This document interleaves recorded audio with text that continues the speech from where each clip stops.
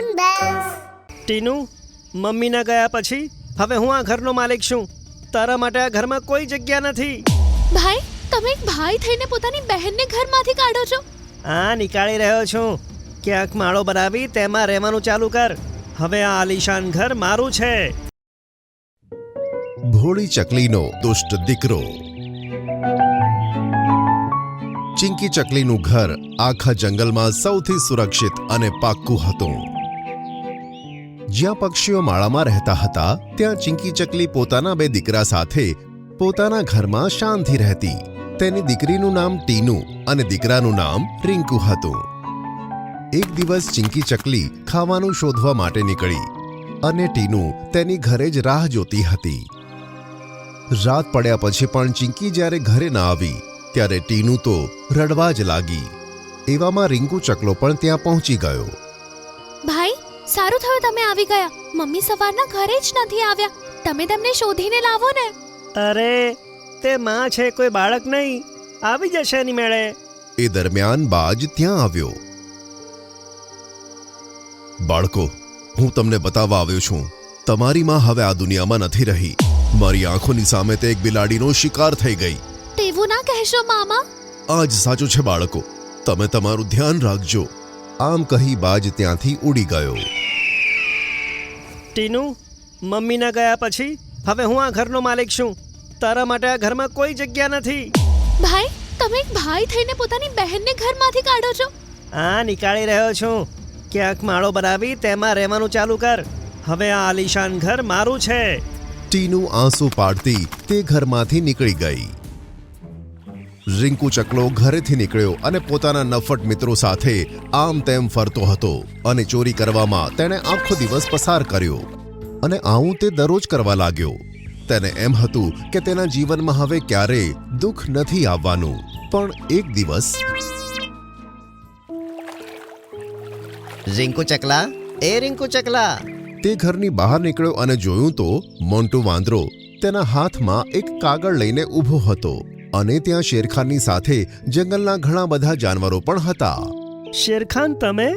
રિંકુ ચકલા, મોન્ટુ વાંદરાના હાથમાં આ જે તું જુએ છે તે તારી માનું વસીહત છે, જે તારી માએ થોડા મહિના પહેલા લખાવી હતી. વસિયત? ભલા પક્ષીઓને વસિયતની શું જરૂર પડી? સારું, બતાવો શું લખ્યું છે એમાં. હું ચિંકી ચકલી મારા દીકરાના આચરણથી ખૂબ જ દુઃખી છું. મને શક છે કે મારા મર્યા પછી મારો દીકરો મારી દીકરીને ઘરમાં રાખશે કે નહીં રાખે. તેથી હું આ વસિયત કરી રહી છું કે મારા મર્યા પછી જો મારો દીકરો આ ઘરમાં રહેવા માંગતો હોય તો તેણે મારી દીકરીને પણ ઘરમાં રાખવી પડશે અને સારા ભાઈની જેમ તેનું ધ્યાન રાખવું પડશે. જો મારો દીકરો ઘરમાં એકલો રહ્યો તો આ ઘર તેની પાસેથી છીનવી લેવાય અને બેઘર પક્ષીઓને દાનમાં અપાય. અરે બાપ રે! બતાય, તારી બહેન ક્યાં છે? એ કદાચ એની બહેનપણીને ત્યાં ગઈ છે. જો આ ઘરમાં રહેવું હોય તો તેને શોધીને લાવ, નહીં તો આ ઘર ફક્ત બેઘર પક્ષીઓ માટે જ હશે. ના ના, હું તેને શોધીને લઈ આવું છું. લેતો આવ. કાલે સવારે મોન્ટુ વાંદરો તપાસ કરવા માટે અહીં આવશે. અરે મારા ફૂટેલા નસીબ! હવે તેને શોધીને લાવવી પડશે. રિંકુ ચકલો ટીનુને શોધવા નીકળી પડ્યો. ઘણો સમય આમ તેમ ભટક્યા પછી તેને એક અવાજ સંભળાયો.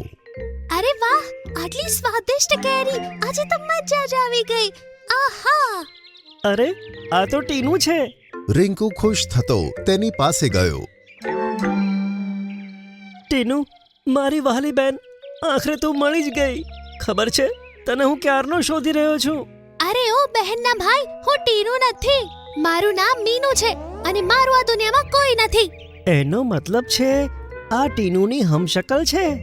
જો, મારી પાસે તારી માટે એક સરસ ઓફર છે. ઓફર? કેવી ઓફર? હવે રિંકુએ તેને બધી વાત વિસ્તારમાં કહી.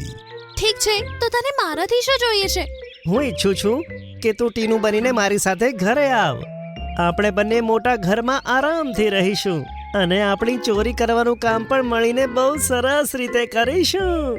સારો આઈડિયા છે. હવે પેલી ચકલી રિંકુ સાથે તેના ઘરે ગઈ. સવારે મોન્ટુ વાંદરો ત્યાં આવ્યો. આજો મોન્ટુ વાંદરા, મારી પ્યારી બહેન, મેં તેને શોધી લીધી છે. ટીનુ, તું ક્યાં ગઈ હતી? શું તેણે તને ઘરેથી બહાર કાઢી? ના ના, મારો ભાઈ તો મારાથી બહુ જ પ્રેમ કરે છે, તે મને કેમ નીકાળશે? જો આ તને હેરાન કરે કે ગમે તે કહે તો તું સીધી મારી પાસે આવજે, ઠીક છે? જી વાંદરા મામા. આ સાંભળી મોન્ટુ વાંદરો ત્યાંથી ગયો અને મીનુએ રિંકુને કહ્યું કે જાઓ ભાઈ, મારા માટે ખાવાનું લઈને આવો, બહુ જ ભૂખ લાગી છે.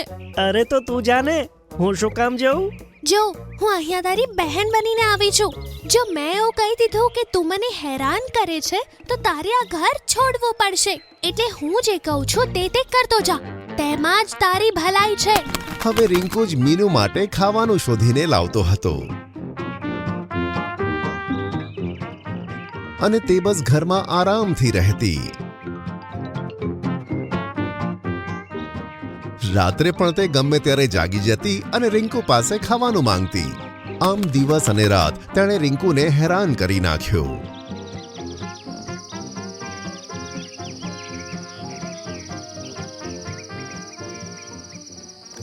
રિંકુ બધી રીતે કંટાળી ગયો હતો. હું તને એટલા માટે લાવ્યો હતો કે તારી અને મારી જિંદગી સુધરી જાય. આપણે બંને મળીને ચોરી કરીએ અને આ મોટા ઘરમાં આરામથી રહીએ. પણ તે મારી સાથે દગો કર્યો છે. હા, આપ્યો છે દગો, પણ તેમાં તને કેમ ખોટું લાગે છે? તે પણ આજ સુધી દગો જ આપ્યો છે ને? જ્યારે તારી માતા જીવતી હતી ત્યારે પણ તું દગો જ આપતો તો ને? જ્યારે તે મરી ગયા ત્યારે તે તારી બહેનને ઘરમાંથી કાઢી મૂકી, જ્યારે તારે તેનો સહારો બનવાનું હતું. હા, તું સાચું કહે છે. મારી બહેન તો મને બહુ પ્રેમ કરતી હતી. મેં તેની સાથે સારું નથી કર્યું. મારી માને તો હું પાછો નથી લાવી શકતો, પણ એને હું જરૂર લઈને આવીશ. જો તે નહીં મળ્યા તો? ના મળી તો આખી જિંદગી એને શોધવામાં કાઢી નાખીશ. પણ આ ઘરમાં ત્યારે જ પાછો આવીશ જ્યારે એ મારી સાથે હોય. આમ કહી રિંકુ ઘરમાંથી નીકળ્યો જ હતો કે ત્યાં સામેથી ચિંકી ચકલી, મોન્ટુ વાંદરો અને ઘણા બધા જાનવરો ત્યાં જોયા. અરે માં, તું જીવતી છે? તેને જોઈ રિંકુની આંખોમાં આંસુ આવી ગયા. માં, મને માફ કરી દે. મેં તારી અને બહેન સાથે સારું નથી કર્યું. મારા દીકરા, હું તને એક જવાબદાર ભાઈ અને દીકરો બનતા જોવા માંગતી હતી, તેથી મેં મરવાનું નાટક કર્યું, જેમાં બધા મારી જોડે હતા. તમે સારું કર્યું માં. તમે આ ઘરમાં આરામથી રહો. હું મારી બહેનને શોધવા જઈ રહ્યો છું. ઘરમાં રહેતી તેની હમશકલને તમે બહાર કાઢી દો. અને ત્યાં મીનુ પણ આવી પહોંચી. શું થયું ભાઈ? માં, આ રહી એ ચકલી જેને મેં ટીનુની જગ્યાએ ઘરમાં રાખેલી છે. આ સાંભળી બધા જાનવરો જોર જોરથી હસવા લાગ્યા, પણ રિંકુને કંઈ ખબર ન પડી.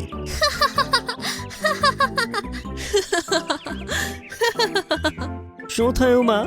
તમે બધા મારી ઉપર આમ કેમ હસી રહ્યા છો? રિંકુ બેટા, તે જ્યારે તેને ઘરમાંથી કાઢી મૂકી હતી ત્યારે મેં તેને આ ટ્રીક શીખવાડી હતી. મારા કહેવાથી જ તે તને મીનુના નામે મળી અને તને હેરાન કર્યો, જેનાથી તને તે અહેસાસ થઈ શકે કે તારી નાની બહેન તને કેટલો પ્રેમ કરે છે. ભાઈ, તમને ખોટું લાગ્યું હોય તો માફ કરજો, પણ મને આ બધું કરવા માટે મમ્મીએ જ કહ્યું હતું. મારી પ્યારી બહેન, તે જે કંઈ પણ કર્યું ને, સારું કર્યું. તે મારી આંખો ખોલી નાખી. હવે હું હંમેશા તમારું ધ્યાન રાખીશ અને ખોટા મિત્રોની સંગત છોડીને એક સારો જવાબદાર ભાઈ અને દીકરો બનીને બતાવીશ. આ સાંભળી બધાને ખૂબ જ ગમ્યું. તે દિવસ પછી રિંકુ ખૂબ સારો થઈ ગયો અને પોતાની માં અને બહેનનું ખૂબ જ ધ્યાન રાખવા લાગ્યો. શેરખાન, હવે હું આવી ગયો છું. ભલાઈ એમાં જ છે કે હવે તું જંગલને મારે હવાલે કરી દે. તોફાની રીંછ અને હોશિયાર હાથી. શેરખાનના જંગલમાં બધા જાનવર કાળું રીંછના તોફાનથી હેરાન થઈ ગયા હતા.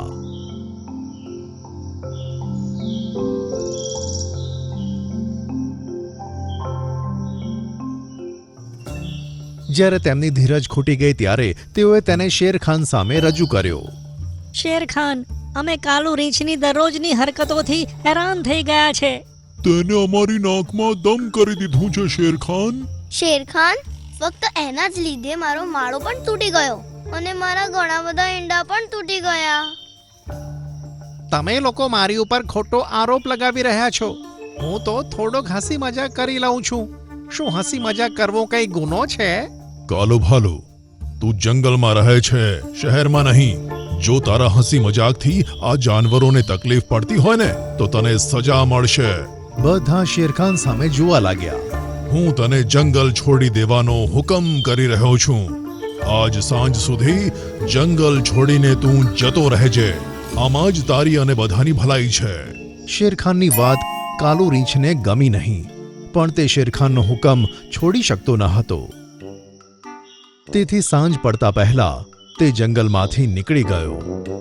ત્યાંથી તે એવી જગ્યાએ ગયો જ્યાં માણસોની અવરજવર હતી, જ્યાં જાનવરો બહુ ઓછા આવતા હતા. તે શેરખાન અને જંગલના જાનવરોથી હું બદલો લઈને જ રહીશ. મારું આ રીતે અપમાન કરી જંગલમાંથી ભગાવીને તેમણે સારું નથી કર્યું. તે બબડતો જઈ રહ્યો હતો. ત્યાં તેણે એક તપેલું જોયું, જે લીલા રંગથી અડધું ભરેલું હતું. અહીં માણસો ઝાડના પત્તામાંથી રંગ બનાવવાનું કામ કરતા હતા. આ શું છે? આ તો માણસને વાપરવાની કોઈ વસ્તુ લાગે છે, કહીને તેણે તપેલામાં હાથ નાખ્યો, પણ તે રંગને અડી ન શક્યો. લાગે છે હજુ અંદર હાથ નાખવો પડશે. આ તો બહુ ઊંડું છે, કહીને તે નમ્યો અને તપેલામાં હાથ નાખીને રંગને અડવાનો પ્રયત્ન કર્યો. પણ આમ કરવાથી તે આખો ને આખો તે તપેલામાં પડી ગયો. અરે, આ શું થઈ ગયું? હું તો આ રંગમાં રંગાઈ ગયો. કોણ છે? તેના કાનમાં માણસનો અવાજ આવ્યો તો તે જલ્દીથી ઊભો થયો અને ત્યાંથી ઝડપથી ભાગ્યો. ઘણા આગળ ગયા પછી તે એક જગ્યાએ રોકાયો અને શ્વાસ લેવા લાગ્યો. ત્યાં સામે ઊભેલો જોઈને તે ચોંકી ગયો. એક બબ્બર શેર તેની સામે ઊભો ઊભો તેને એકીટશે જોઈ રહ્યો હતો. મારી વાત સાંભળો, મારી ઉપર હુમલો ના કરતા. મને માફ કરી દો. મને મારતા નહીં. મેં તમને ઓળખી લીધા છે, રંપુજી. રંપુ તો એ જાનવર છે જેની આખા જંગલમાં ચર્ચા છે. એક એવું જાનવર જે ઘણા બધા સિંહોને એક સાથે મારતું હતું.